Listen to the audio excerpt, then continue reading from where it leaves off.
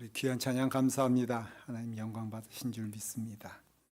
우리에게 주신 하나님 말씀은 마태복음 6장 25절부터 34절입니다. 하나님 말씀 마태복음 6장 25절부터 34절 다 같이 함께 하나님의 말씀 봉독하도록 하겠습니다. 그러므로 내가 너희에게 이르노니 목숨을 위하여 무엇을 먹을까 무엇을 마실까 몸을 위하여 무엇을 입을까 염려하지 말라. 목숨이 음식보다 중하지 아니하며 몸이 의복보다 중하지 아니하냐. 공중의 새를 보라.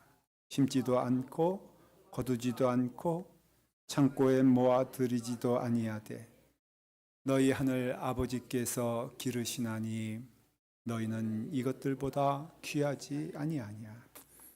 너희 중에 누가 염려함으로 그 키를 한 자라도 더할 수 있겠느냐. 또 너희가 어찌 의복을 위하여 염려하느냐. 들의 백합화가 어떻게 자라는가 생각하여 보라.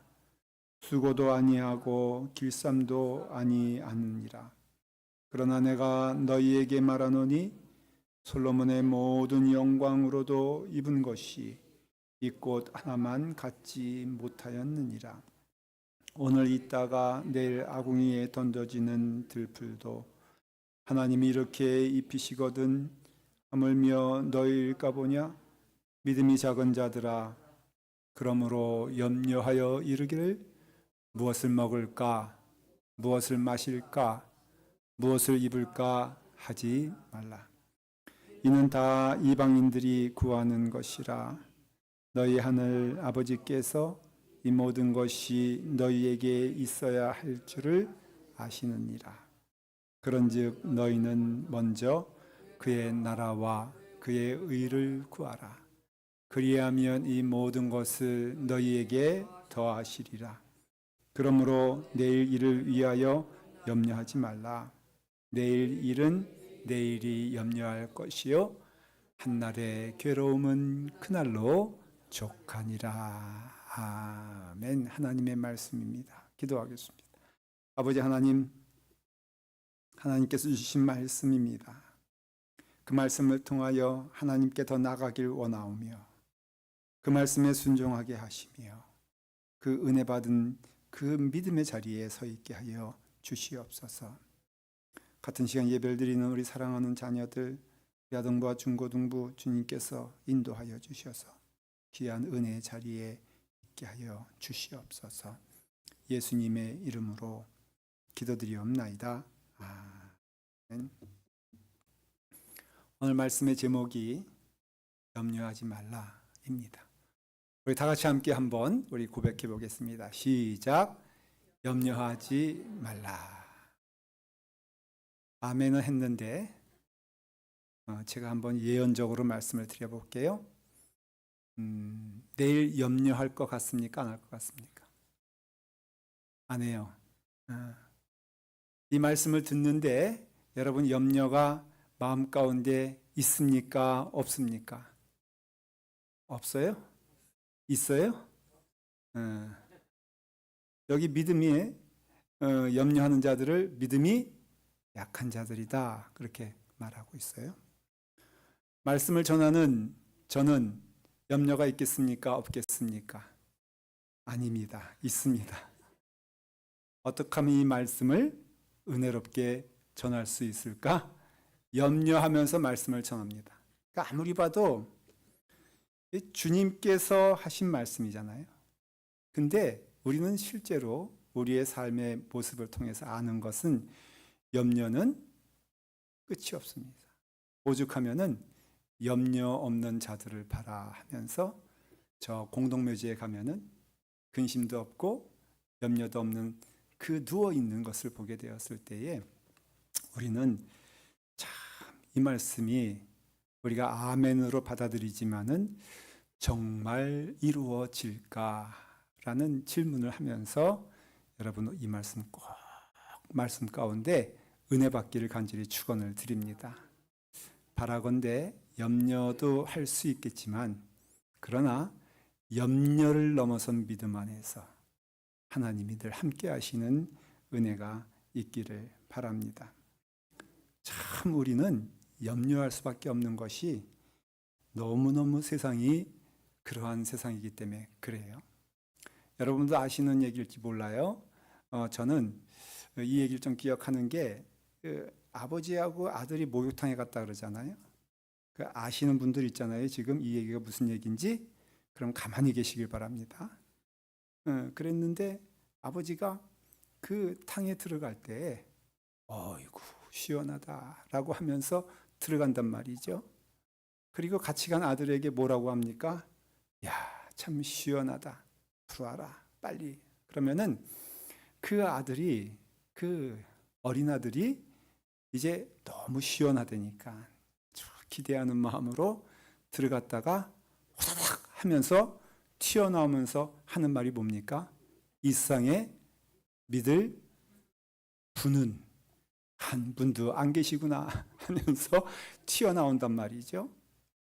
참 우리는 그런 것에 살고 있다는 것을 볼 수가 있어요. 저도 저희 아버님하고 목욕탕에 갔는데 저는 그런 뜨거운 물에 대한 것은 이미 다 알고 있는 아주 성숙한 아이였기 때문에 그건 문제가 안 됐는데 아버님이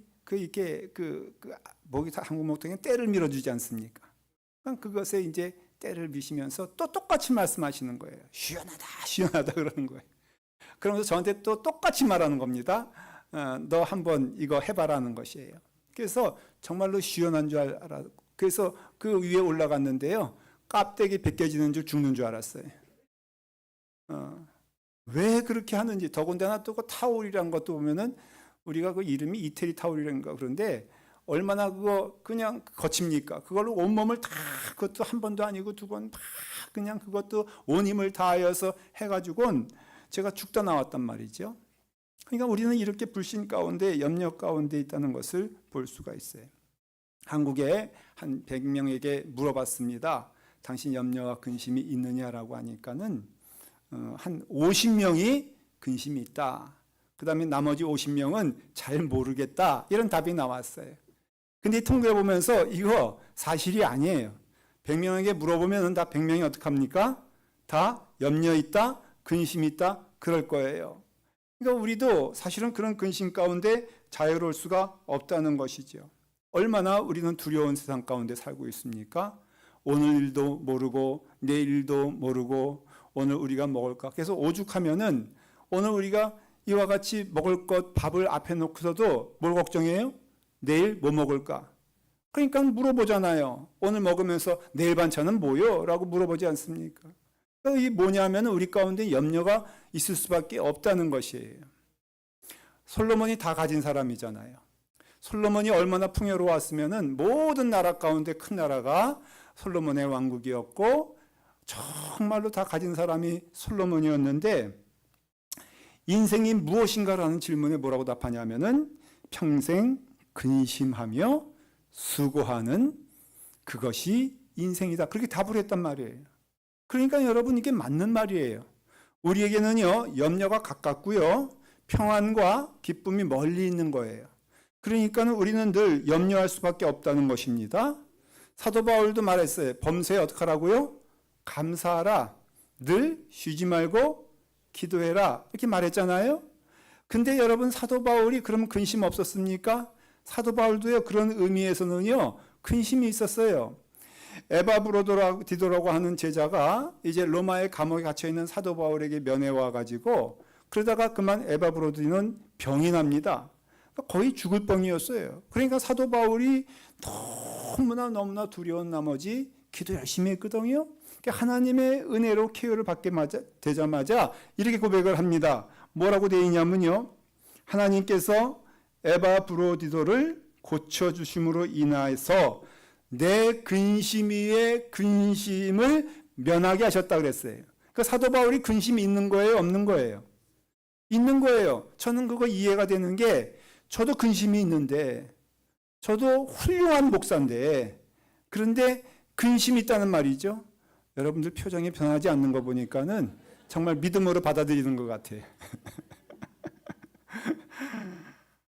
그래서 이와 같이 사도 바울도 말하기를, 그러니까 오늘 주님의 말씀이 사실은 이것이 우리에게 공감이 되지 아니하고 받아들이지 못하는 부분들이 있다는 말이죠.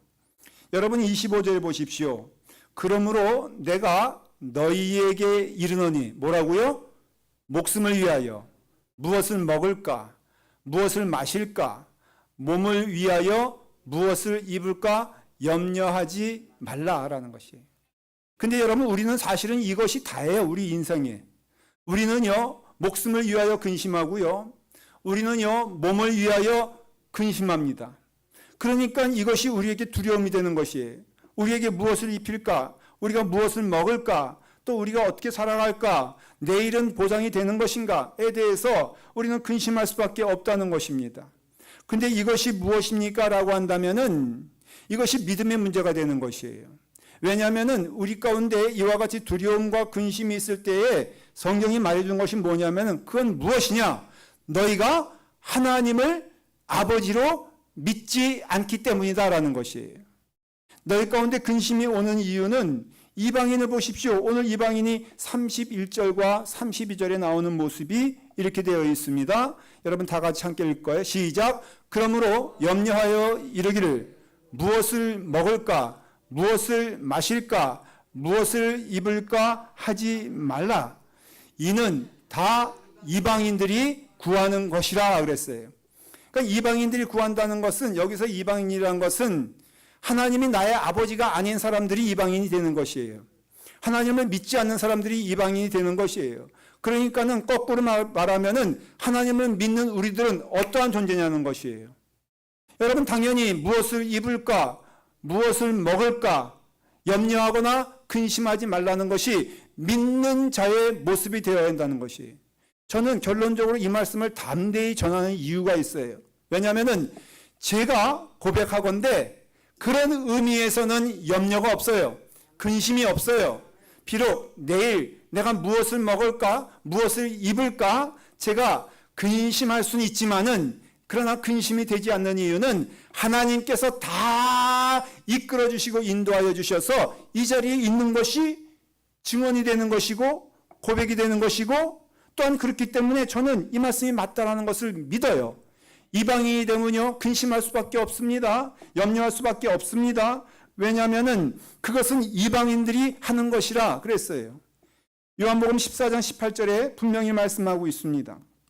내가 너희를 고아와 같이 버려두지 아니하고 너희에게로 올 것이니, 곧 하나님은 우리의 아버지가 되시고 우리의 모든 것이 되시기 때문에 버려두시지 않는다는 것이에요.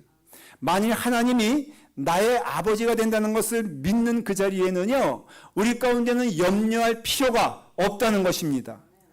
우리가 아버지가 나의 하나님이 되신다고 하였을 때에 제가 보니까는 우리가 대체 염려를 언제 시작하는가 해서 보면은 시간적으로 때가 있더라고요. 그게 언제냐면요, 부모님 밑에서는 좀처럼 염려할 것이 별로 없어요. 기껏 해봤자 공부 잘해야 되겠다는 염려만 좀 있지, 내가 부모님 밑에 있을 때는요, 무엇을 먹을까, 무엇을 입을까, 여러분 염려하는 거 보셨습니까? 오늘도 내가 밥상머리에 앉았는데 오늘 내가 이것을 먹게 한 것이 참 은혜인데 내가 내일은 먹을 수 있을지 모르겠어 하면서 근심하면서 먹는 자녀가 있냔 말이죠. 여러분, 그건 정말 이상한 일 아닙니까? 여러분들이 만일에 자녀라면요, 마땅히 때로는요 오히려 불평하지 않아요? 내게 이런 걸 줬어요 라고 하면서 그냥 그럴 때 밥상머리에서 원망하고 불평하는 것이지, 못 먹어서 불평하지 않는단 말이에요. 내가 정말로 부모라면 내가 자녀를 위해서 모든 것을 다 해주는데요, 자녀라면요 내가 근심하면 이상한 것이지. 근데 언제 근심하기 시작하느냐? 때가 있어요. 부모를 떠나서 성인이 됐을 때 내가 근심하더라고. 부모를 떠나서요, 내가 이제는 딴 길 걸어갈 때 근심하게 되더라고요. 그래서 틀림없는 것은 부모를 떠나게 되었을 땐 근심할 수밖에 없어요. 왜냐하면 내가 먹고 살아야 되니까는. 그래서 내가 부모가 있는 그 자리에서는 결코 우리에게는 염려와 근심은 사라지게 되는 것이에요. 여러분, 아이들이요 잠 못 이뤄가지고 막 밤새도록 아우 나는 왜 잠 못 자 이런 거 보신 적 있어요 없어요? 없잖아요. 그냥 자녀들이 말이에요. 나는 왜 이렇게 불면증이 있는지 몰라. 어머니 나 수면제 사다 줘요. 이런 애 봤냔 말이에요. 없잖아요. 다 수면제 찾는 것은 왜요?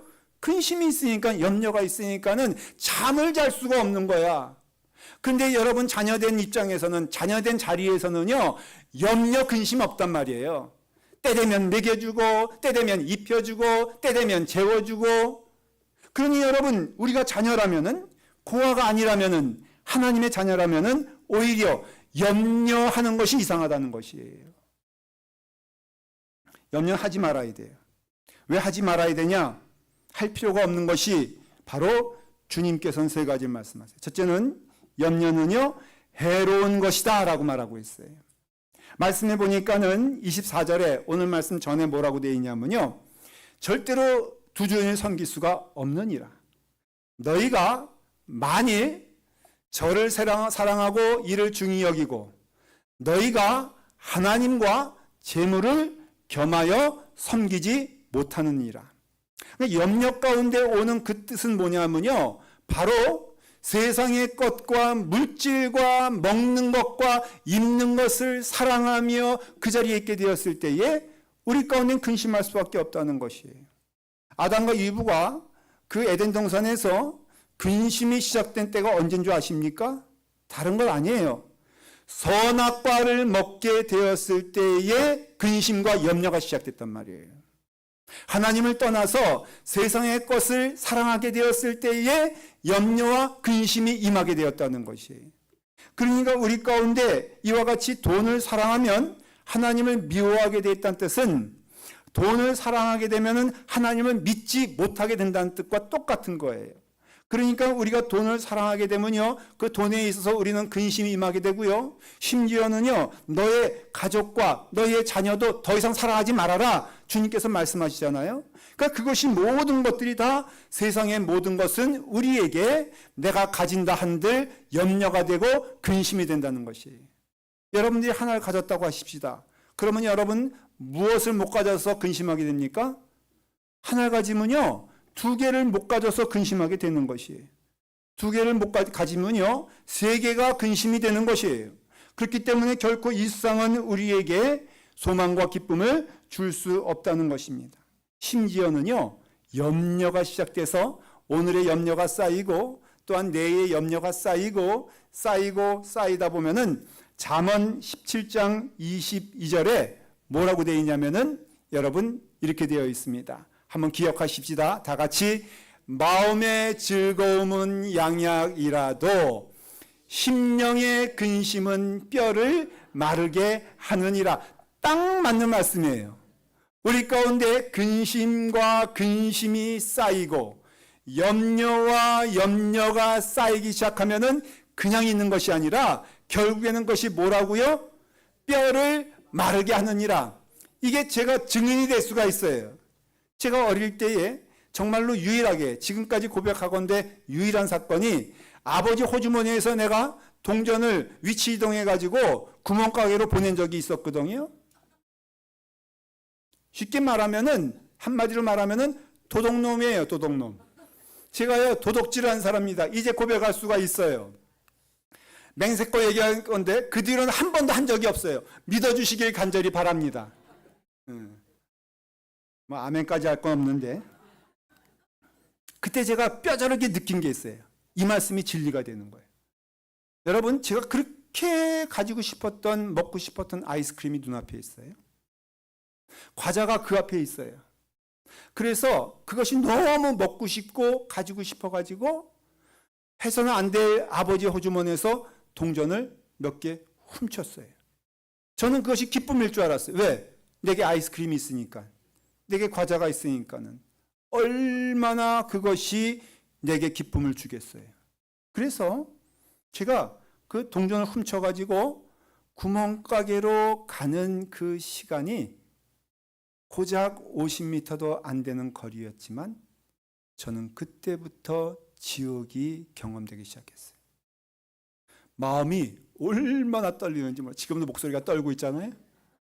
마음이요 얼마나 쿵쾅쿵쾅 뛰는지 제가 정말 깨달은 것이 아이스크림 문제가 아니었어. 그 다음부터 내가 아버지의 돈을 훔쳤다는 그 무게와 그 두려움이요, 그 다음에는 가긴 갔어. 여러분 그러면 빨리 회개하고 돌아와야 되는데 제가 구멍가게 갔을까 안 갔을까?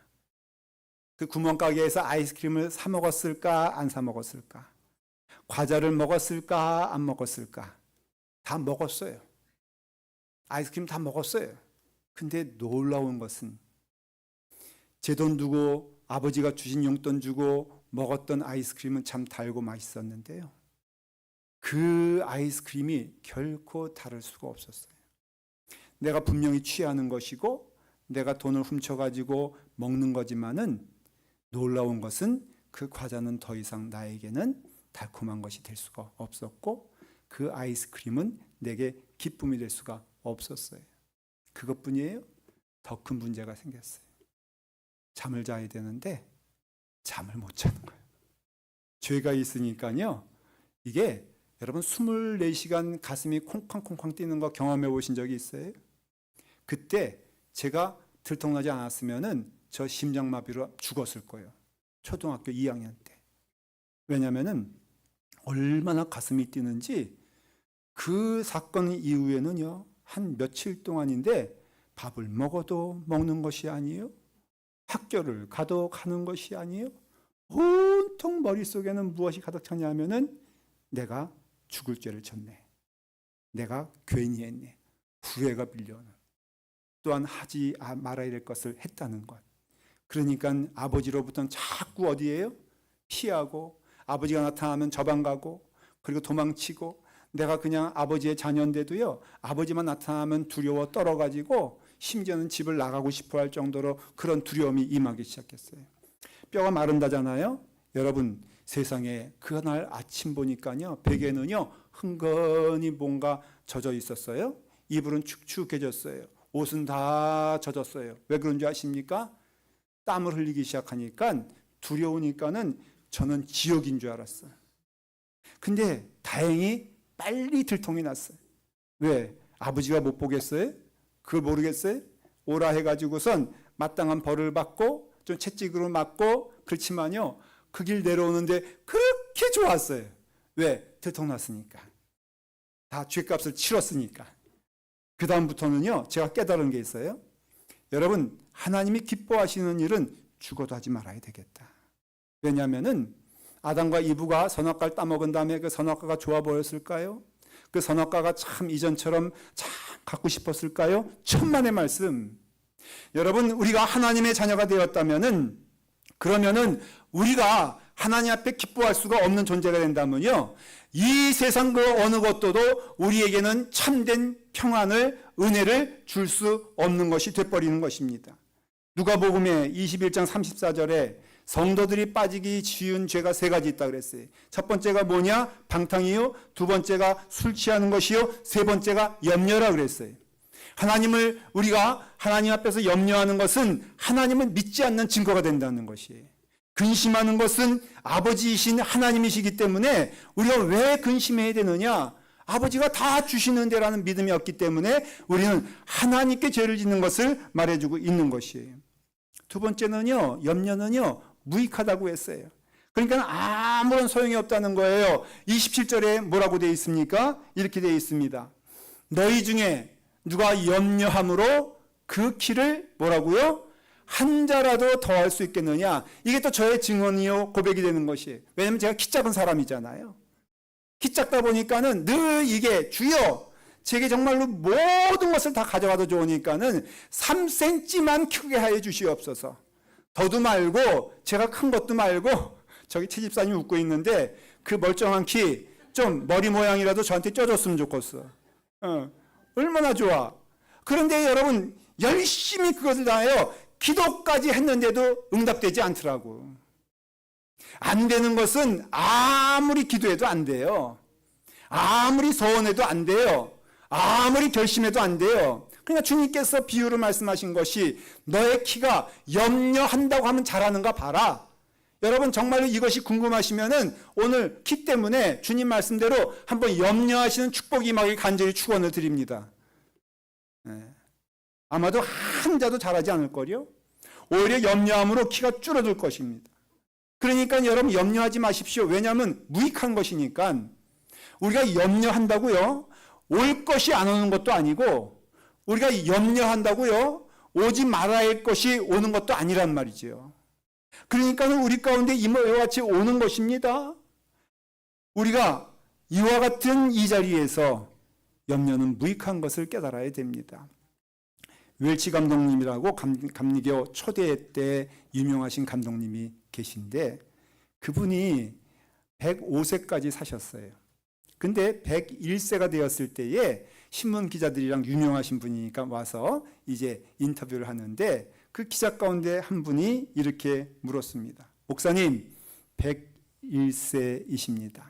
축하드리는데 남은 생을 생각하면은 염려되지 않습니까? 그렇게 물어봤어요. 그래서 이 감독님께서 가만히 보고 있더니 말씀하시는 것이, 내가 70세에 은퇴하여 30년이 지났는데 내가 목회하는 동안은 참 염려가 많았다. 근심도 많았고, 그래서 근심하고 염려했는데, 근데 은퇴하고 난 다음에 보니까는, 뒤돌아보니까는 내가 염려하고 근심하던 일들이 하나도 이루어지지 않았더라.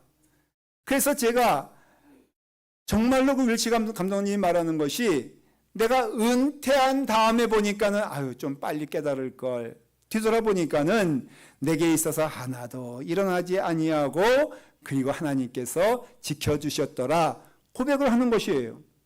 여러분, 염려한다 그래서 이루어지는 일이 하나도 없다는 것입니다.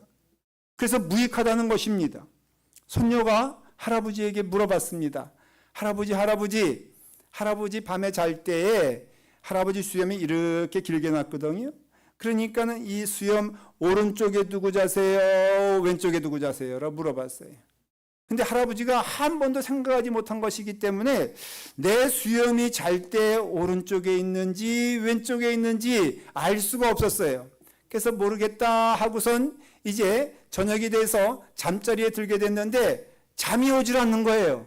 왜냐하면 내 수염이 어디가 있다? 왼쪽에 있나 오른쪽에 있나. 그래서 한번 왼쪽에 놓기도 하고 아닌가 봐, 오른쪽에 놓기도 하고 아닌가 봐. 그래서 잘 자던 할아버지께서 그날 밤은 어떻게 했어요? 꼬박 샜어요. 뭐 때문에? 수염이 왼쪽에 있나 오른쪽에 있나 때문에.